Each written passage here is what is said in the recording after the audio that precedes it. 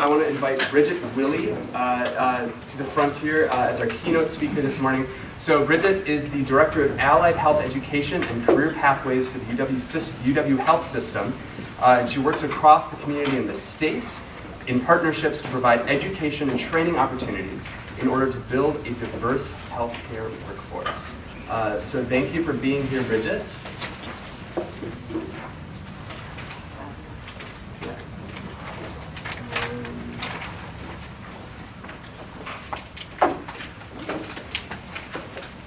So welcome everybody. I'm glad to be here to talk to you about this topic today because this is the space in which I've been working for the last 5 years. I have a 25-year history working in healthcare and then mostly on the clinical side, but then I got into education kind of in the second half of my career. Hence, this is why I'm talking to you about youth employment today. And I'm going to focus on why do we need to be concerned about this topic? When should we be talking about youth employment? When should we be getting youth engaged? How do we do it? And I'll probably spend most of my time there. And then also I want to talk about the who. So who we're talking about when we talk about youth, because today's group of teens is very different than the workforce that we have currently. And you're going to see lots of pictures of the kids that we work with throughout this presentation, which is important because you can kind of see some of these things in action. So I think, too, what we have to talk about is defining youth employment. So we can't keep with a just traditional idea of what we think employment is. For youth are in the workplace or doing or working on something. It doesn't mean they have to be a permanent employee with us. It doesn't mean they have to be paid on our payroll. But they're doing or working on something. They're experiencing something in the workplace. And I think the important thing is when we get youth in the workplace, as long as they are seeing and experiencing some of the things that adults do on a daily basis, this is important. It's incredibly important for what they learn. And they're learning in context. They're learning these things by being in the workplace, which is super, super important. And they see how we use math. They see how we use English. They see how we communicate with one another. And then if they get to apply it to something, to some sort of project or to a skill development, that's critical. And these skills might not always be formal competencies, but they come out of the workplace regardless of the experience that they've had with some sort of important skill development. And again, they can be paid or not paid. I don't think that really matters because we're still talking about youth employment. So at UW Health, the way we're defining it is you could be in the workplace participating in some sort of career exploration event. We have paid and unpaid internships. And we have student help positions. Our student help positions are really for our college youth who are exploring. And the student help positions are paid very well, $15 an hour or above, and students can work based on their schedule and keep a job all the way through college, even with shifting academic requirements. So, and I think, 3 years ago is when UW Health really decided to make the commitment to focus on youth as part of our future workforce development. And I think I saw prior to that, because 5 years ago we created the HOPE program, which is the Health Occupations and Professions Exploration Program, that it is critical that we're working with our youth on developing these skills and getting them into the workplace because it can actually increase student enrollment in college. It can increase the desire for students to finish their high school diploma, and it can engage them in wanting to learn and wanting to go on to some sort of post-secondary education or life experience after high school. And then two, what I found when I was doing some research is that summer programs, they've been found to increase the likelihood of graduation and also reduce involvement in the criminal justice system, which is critically important. So why are we investing in youth employment? Well, we have to talk about population shifts because there's some important population shifts going on in this state that make it imperative that you got to focus on the youth. Engagement and exploration at earlier ages has better outcomes for the kids. It also gets them familiarized with what's out there and what's available for careers. It makes the college experience or any post-secondary experience much more valuable and valid. It improves educational outcomes. And this is an important piece. Getting them involved in experiences is an important piece in helping them develop critical thinking skills and life skills, which after teaching undergraduate college students for 10 years, I see so many college students coming in who have not yet developed those skills. And so these are critical things to start helping kids develop at an earlier age. So an important population shift is that we talk about this a lot in different venues, but we have an aging state, right? So Wisconsin, on the left-hand side of that map, that's present, or that was in 2010, and in 2040, as the map gets darker, essentially that's our aging population. So the darkest areas will have 30% or more of folks over 65 by the time 2040 rolls around. So those are important things to keep an eye on. Then the next thing to note is that the circle on the left, that's our people that are 50 to 65. But then the nearest closest in population to our folks that are 50 to 65 who are aging are our kids who are 15 to 24 roughly. So that's where our next largest section of the population in the state is. So we should be putting efforts in working with these kids because they're going to be the ones that hopefully can take over and fill those gaps in the workforce as we see people retire out.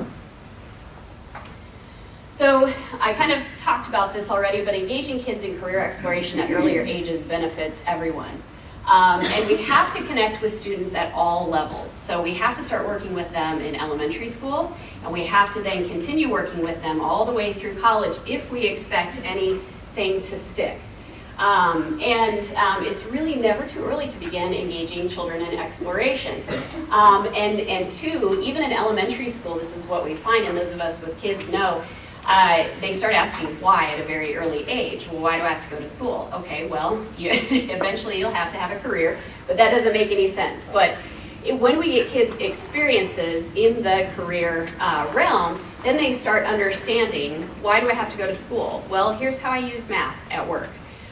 Here's how I have to talk to people at work. And so we have to learn these skills, and this helps kids make meaning out of learning. And then actually, experiences have been shown to improve educational outcomes, and people have been talking about this forever in educational theory. And so student participation in activities actually helps them improve attainment on tests in math, English, communications, and it increases their ability to recall cognitive knowledge, right? So usually students, especially at the early levels, are just learning things and then going out and forgetting them. If they learn something, go out and have an experience, that reinforces that cognitive knowledge building, which is incredibly important. And then I cannot stress contextualized learning enough. So UW Health is an anchor partner for MMSD's personalized pathways in health sciences. And I think how I describe personalized pathways, although it's gotten a lot of flack, is that it is contextualized learning, right? So kids are learning across curriculum, then they're reinforcing that learning with experiences. And it makes math become meaningful. They understand how to apply physics, why they need to learn it. And we see kids getting engaged and excited about learning in a way that just wasn't present when I was in school. So when should we invest in youth employment? Well, my answer is yesterday. We should have been working on this for a very long time. What we are doing is future workforce development. And if we're not working with them now, to get on the plane as soon as possible is really important. So the population is 18 to 24 years in age in our state are closer in number to our people who are 55 to 65 and aging out of the workforce. And we should be working with students at all levels. Again, that connection is super, super important. We can't work with them in elementary school and then not do anything until they're getting ready to graduate from college. It won't be a meaningful experience. So in healthcare, we have some unique challenges. And developing a future skilled workforce takes a lot of time because many of the careers in healthcare require 2 to 4 to sometimes 8 or 10 years of education. So if we're not working with kids and getting them engaged, they might flounder in college. It might take them 6 years to complete their undergraduate education, or they might go for an undergraduate major that they then scrap and decide they're going to do something completely different. We really don't have time to waste. And then that also makes for wasted money and higher student loans. And so doing this kind of work has the capacity to positively impact student loans, floundering in college, taking extra time to complete degrees. We have to be doing it now because so many of our jobs these days, regardless if healthcare or manufacturing or anyone else, require a high level of skill and training. And then engaging and keeping these kids connected throughout is really, really important. So who are the youth that we're working with? Because the youth are very different than the workforce we see in the workplace today. So we have nearly 42 million youth in the United States that are ages 10 to 19. And by 2020, youth of color will be in the majority. So all youth of color combined. And then in 2060, 64% of the population will be youth of color, and 34% will identify as Hispanic. And so our Latinx population is growing much faster than any other subgroup of youth of color. So that's important because learning a second language is going to be increasingly important, and understanding how to work with a more diverse workforce, and also a workforce that has different ideas, needs, and desires. So the other thing that we should know is, interestingly enough, likely because of electronic devices, youth these days are less likely to engage in risky behaviors, so they're less likely to be out using drugs and alcohol and doing very risky things. But they're more likely to change employment and understand that they need to change employment multiple times to attain their goals. So no longer do we have people going into one career and that being their career for the rest of their lives. Or even if they do go into one space, I can speak for healthcare, there's a lot of shifting that goes on. And a lot of people going back to school to do something different. The other thing is that youth are more engaged in their communities. So 35% of youth were involved in volunteering in 2011, which was way up from 24% in 1991. And I think we just saw an example of that yesterday with youth walking out to protest gun violence in schools. I think we can expect to see more of that. So engagement in the community and connection to the community is obviously very important to today's youth. When I started this work, we started it based on this idea of organizational cultural competence. And you may have heard of this, but essentially the idea is that your workforce should be reflective of the population that you serve. And so this is a really good business case for youth employment, because if you want your business to do well, your workforce should look like the people that you're serving, should look like your customers. And as we get this increasingly diverse group of youth and young people into our businesses, that should match the population that you're serving, regardless of what industry you're in. Customers, we know, customers and patients connect better with employees who look like themselves. And service is better, work is better, and the outcomes are all better. So I think keeping that in mind, that's a very good business case for organizational cultural competence. What does our community in Dane County look like? Our community is also, although we are still 79% white, we are increasing in people of color, especially again in our Hispanic or Latinx population, and our Black population is growing as well. Our Asian population is staying about the same, but either way, we're getting more multicultural, and this is something we need to think about as we start to work with youth. So here's a really important part, I think. So how? So I work for a very large organization. I think we have about 15 to 16,000 employees, and that's doing this work there is a little different than doing this work in a smaller business. There are some unique challenges that we face, and then some barriers that we face, I think. So in order to do this, I had to organize workforce development efforts. I had to develop programming. We have to measure outcomes. And I have to make changes regularly. And I have to do this, and then I have to provide data to our senior leadership so that they will ensure that they continue to support the efforts that we're doing. So very much, I'm approaching this, yes, from an educator's heart. I love this work, but I have to, at the end of the day, make a business case for why this is reasonable, why we should keep investing in it from the perspective of a large organization.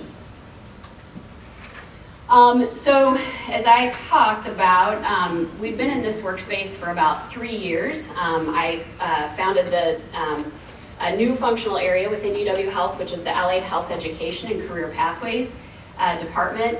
And essentially our tagline or our mission is that we're promoting the development of a diverse, equitable, and inclusive workforce. Under my purview, I have actually 2 formal undergraduate programs, a School of Radiography and a School of Diagnostic Medical Sonography. And then we have a section of career pathways folks who do all of our youth programming. And then we also work with adults to get them short-term training and education opportunities, usually in partnership with community-based organizations. So our youth programs consist of HOPE, and then everyone who does HOPE has the opportunity to do a summer internship.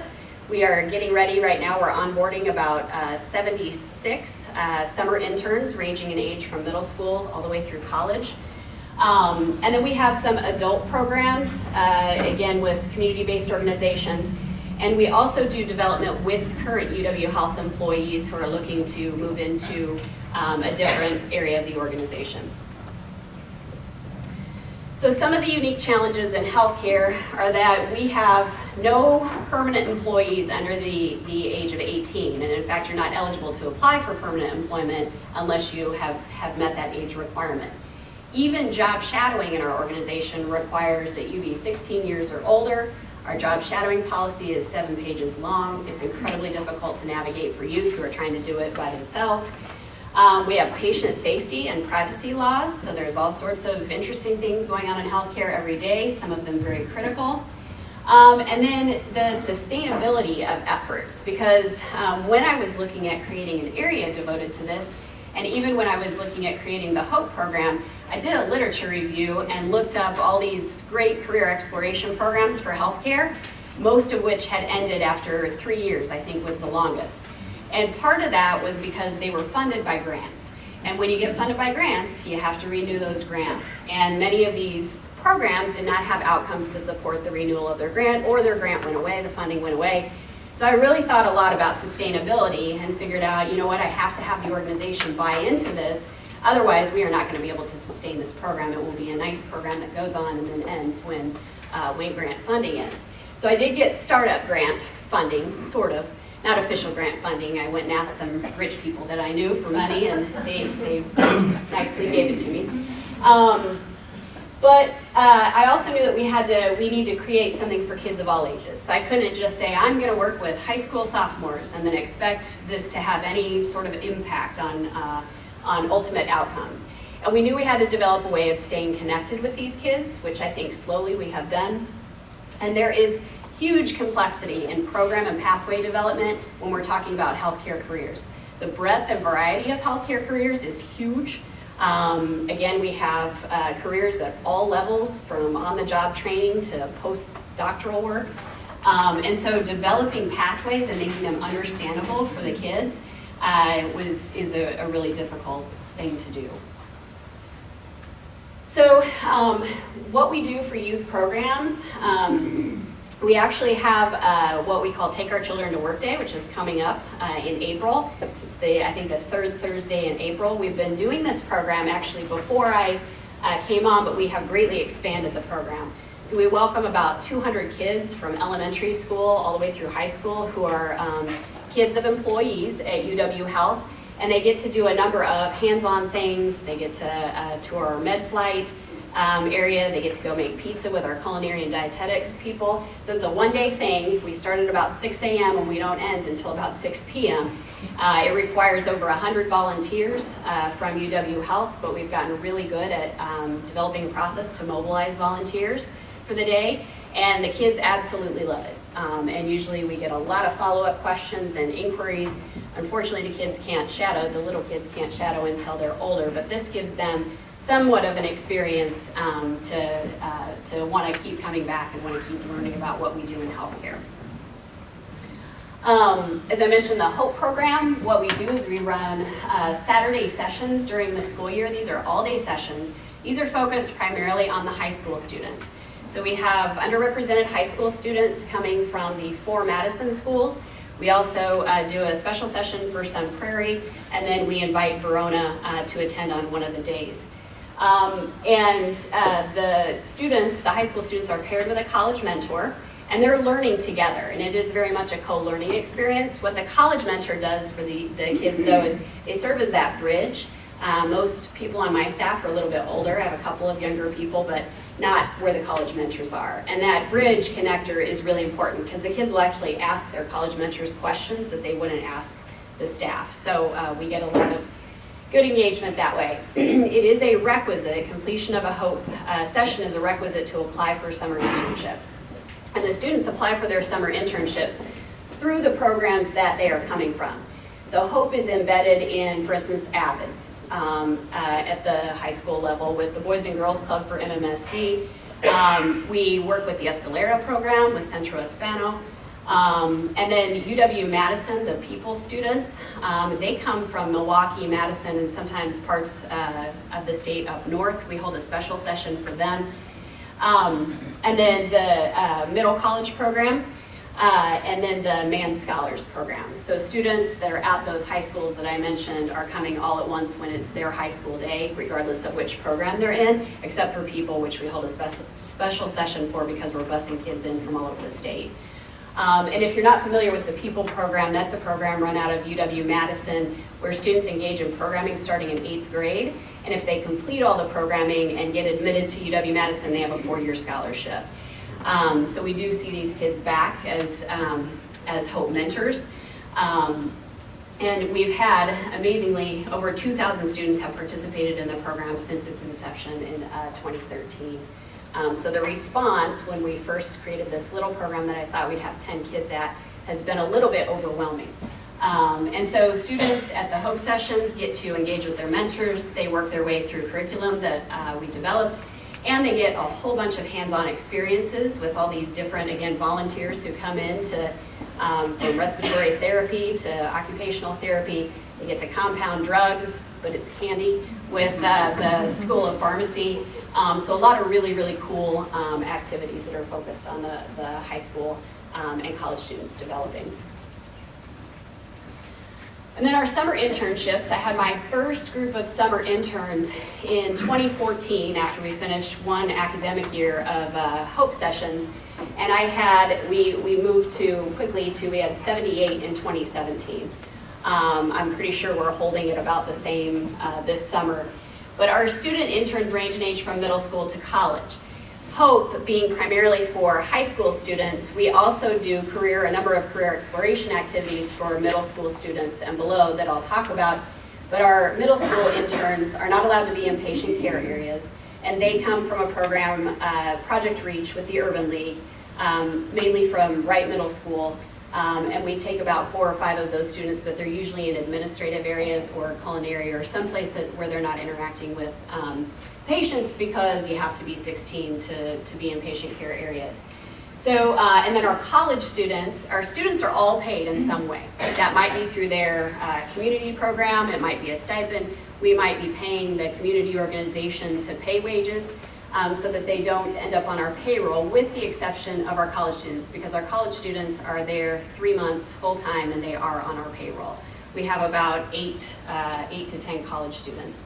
And as the summer sessions can run anywhere internships can run anywhere from 5 to 12 weeks. And usually for the high school and middle school kids, they're very part-time, but again, for the college kids, they're full-time. So as I mentioned too, UW Health is an anchor partner for personalized pathways, and we have around, I think, 500 freshmen enrolled this year. And what this has done is it's definitely increased requests for experiential learning, increased requests for internships and job shadowing. More kids are hearing about health sciences now, so they're getting very interested.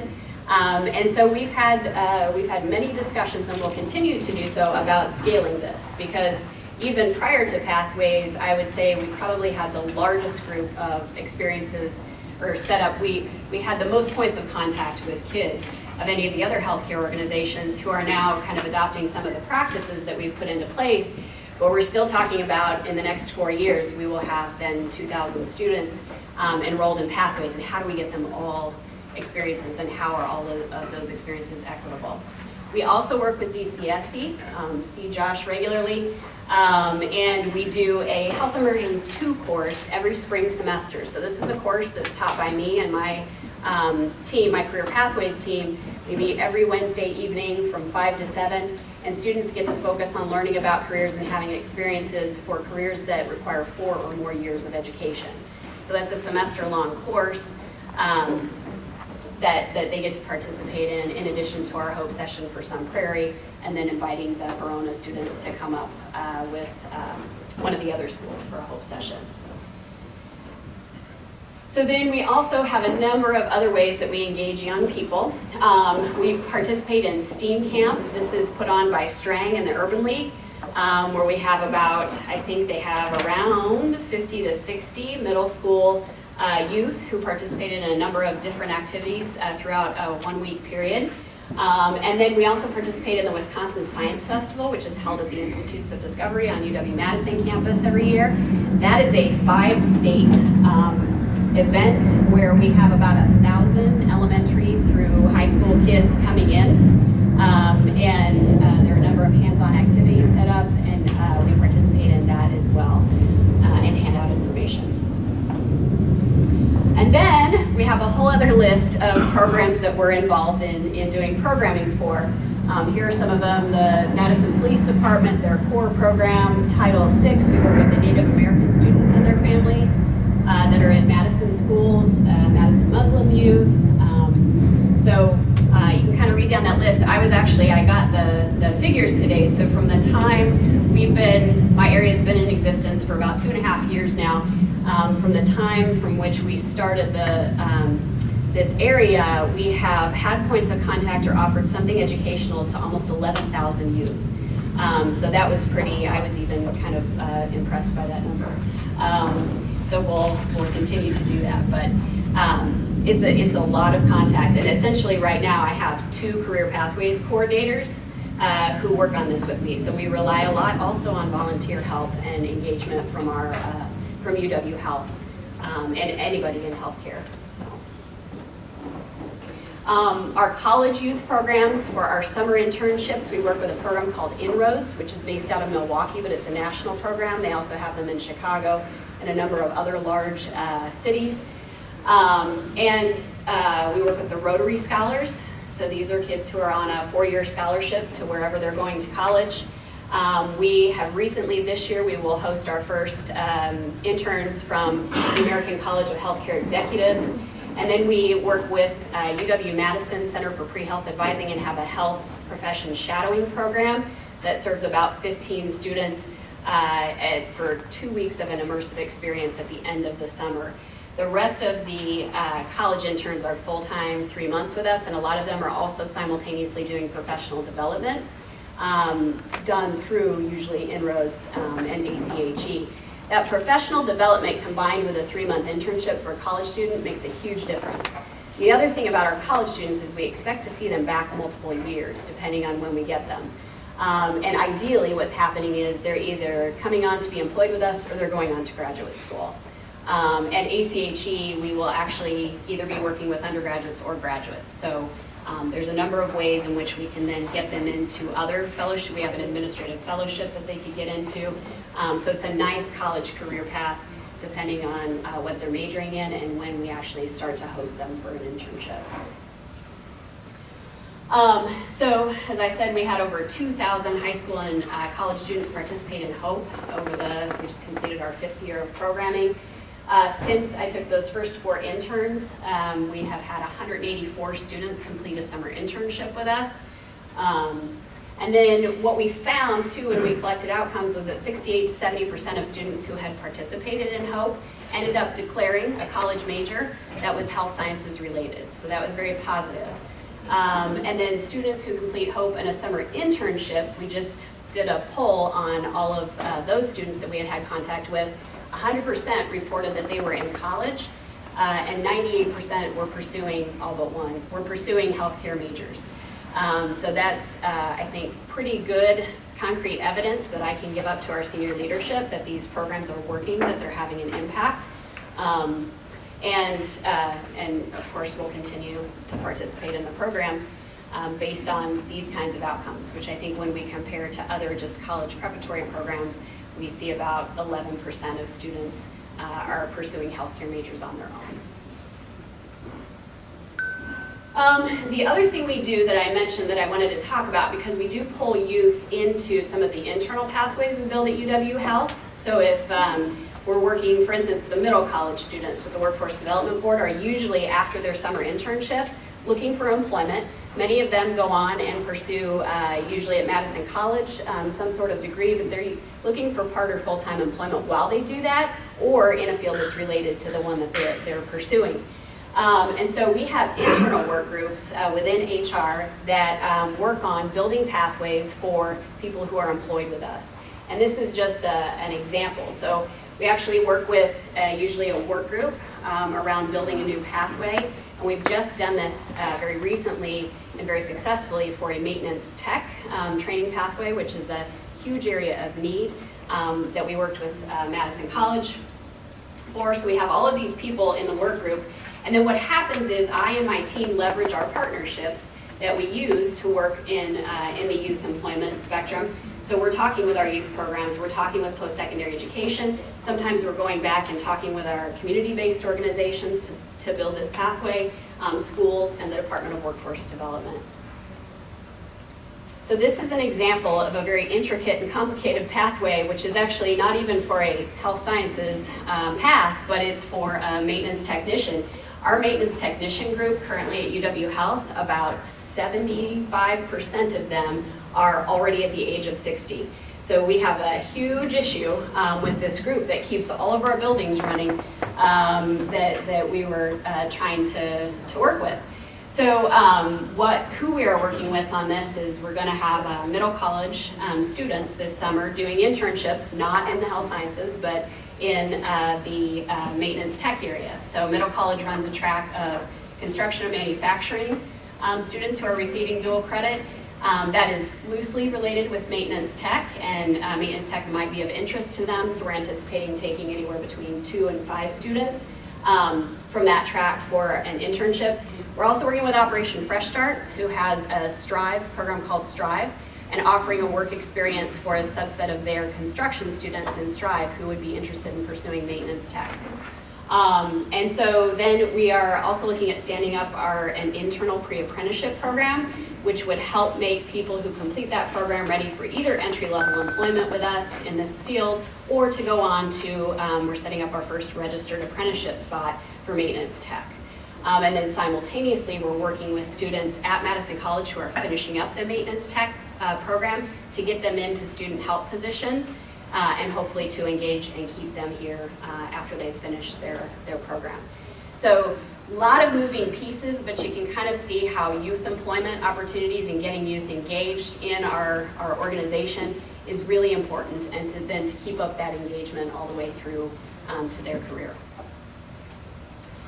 So youth employment opportunities and providing those opportunities and working with kids are essential to building our future workforce. If you're not working with youth now, the issues we face with our aging state are just going to be worse, because then you're going to encounter that retirement, and there will be no one to replace them if you haven't engaged youth. Youth employment is mutually beneficial. It's beneficial to everyone. Offering kids these experiences helps them do better in school, helps them connect what they're learning and remember what they're learning. And it also helps expose them to careers so they can make better decisions at a younger age instead of waiting till they're through with undergraduate and deciding they don't want to do something.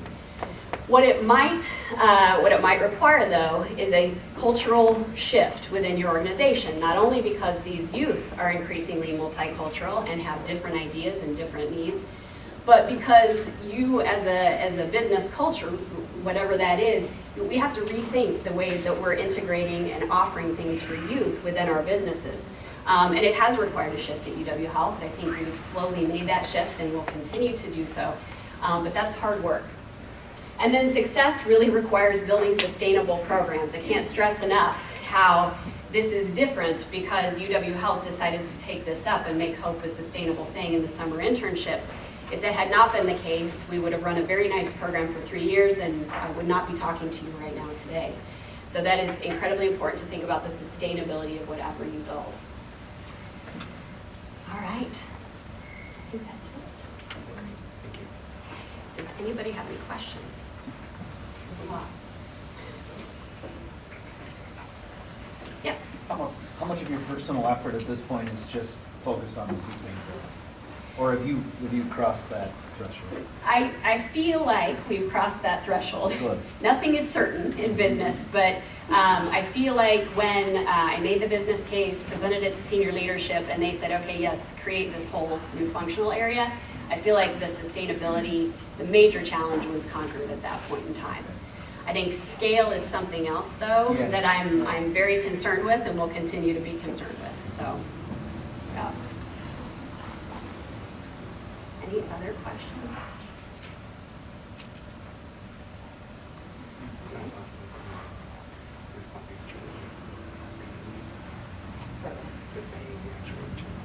Oh, okay. Yeah, so Marshall asked me to talk a little bit more about how we pay for interns, because we cannot have them on our payroll with the exception of the college students who are usually over the age of 18 and are full-time with us. So what we did was work out a creative strategy where we pay the programs. So for instance, AVID is run by the Boys and Girls Club for the MMSD students. We give them payment to support X number of interns, usually 14 per summer, and then they pay the students on their payroll. So it's a nice creative way to get around issues of payroll and not having students who are 18 in spots that would take up FTE. Yeah. And your payroll issues that's just based on the rules at UW Health? Yes, that and it's not a state thing. It's not a state thing, and two, we do have to make sure though that we're working with students who need a work license, which we work with the programming staff on that, so the AVID staff and we work closely on getting those licenses, and we would support payment. I think they're like $10 a piece, but yeah. How do you get around some of the, there's the one step of, okay, they're not on our payroll, but how do you get around like some of the insurance risks and the liability of having somebody, under the age of 18 or even under the age of 16? How do you get around that? So they're following all of our protocols. They're always supervised by staff. They're never left alone to do tasks unless they're filing in a room that is monitored by a staff member. And so the students fall under the liability of umbrella policy of UW Health. And our students are then onboarded in all of the ways we would onboard an employee, and they actually even have a new employee orientation session. And so we would follow practices. I mean, if anybody, standard employment practices, if anybody got hurt on the job, we would send them through employee health. The students have an employee health visit before they start. We ensure immunizations, everything is checked. So we follow that onboarding process, which takes about 5 to 6 weeks. So hence we're already working on summer internships, because not only are we matching students and making placements, we have to do all of that onboarding for our students as well. Out of pure curiosity, do you have to turn people away? Do you have that much interest? Yeah, we do. We've chosen very much with our limited resources to focus on serving underrepresented kids. And so, until something dramatically changes, I can't just open it up to everyone, because then we would get into, well, it's not fair. So by focusing our efforts on underrepresented students who would benefit the most, because we know we have huge gaps to make up for here, that's kind of how I focus our efforts. But I have to, in order to kind of answer those questions. And I have, as we've received kind of increasingly more publicity around our efforts, have received a lot more, many aggressive questions from people who want to get their kid into it, and I just have to explain we're working with limited resources. So.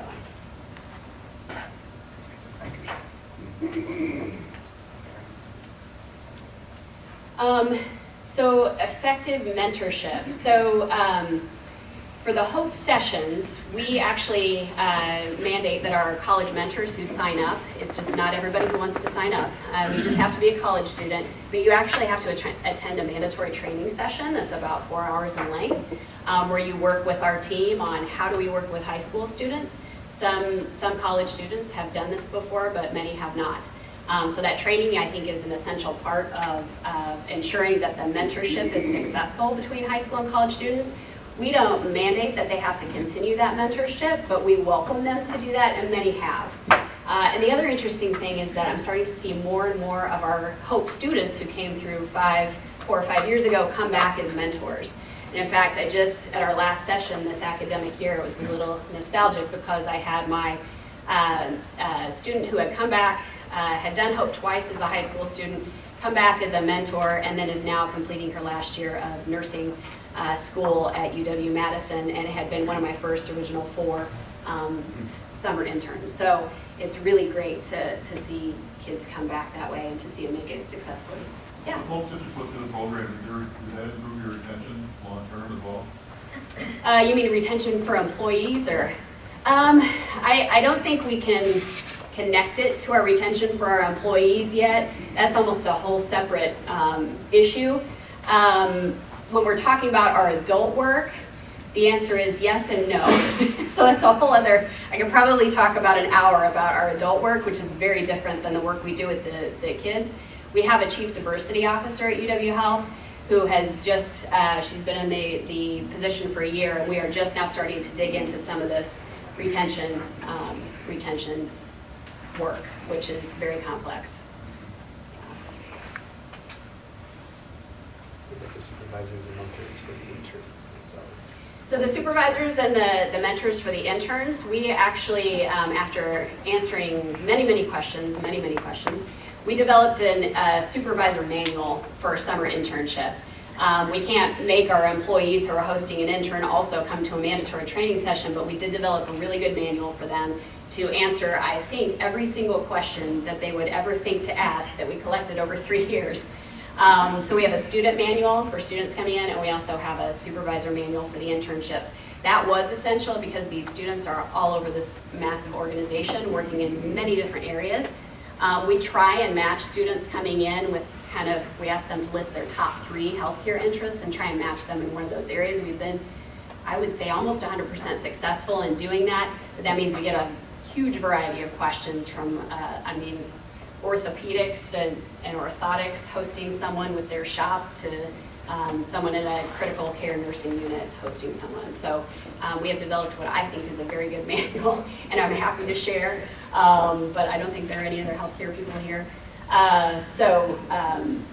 But that was essential for that communication, because the first summer it was, I think all I did was answer email or meet with students in the clinical setting. Yeah. What's been the impact on the final recruiting? How many of these students are you essentially then recruiting for permanent long-term employment after they finish whatever portion of the program? So we don't have a lot of data there yet. Many of our students end up going on to graduate school and or are still in school working, because we just started Hope, just finished our 5th year of programming for Hope. So, and we would get students into Hope, the first entry point is sophomore year. So we may see students who come back multiple times before they think about employment. I would say we've hired at least over the last 5 years 50 kids into student help positions, many of whom are still working in those student help positions while they finish college. But long-term permanent employment, I don't think we've been doing this long enough to see really significant outcomes in that area. Yeah. What advice could you give to the companies here that are looking to start hiring you?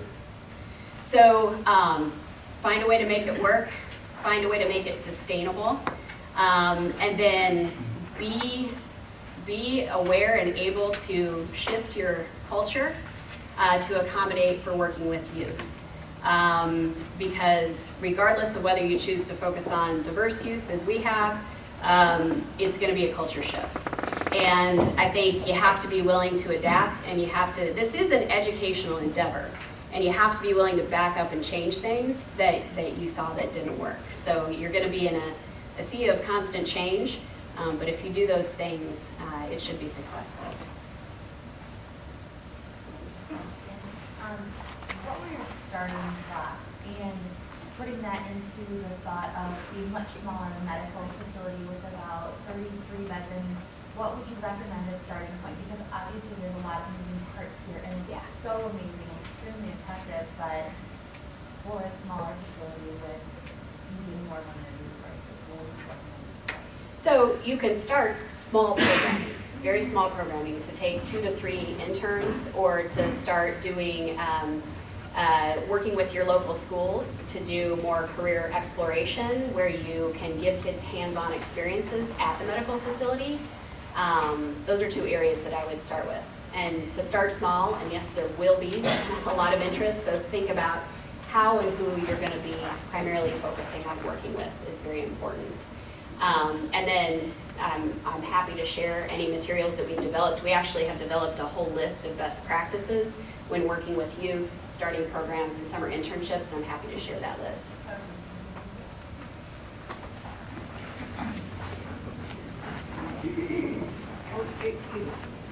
Cover it. Okay. All right, well, thank you. Thank you.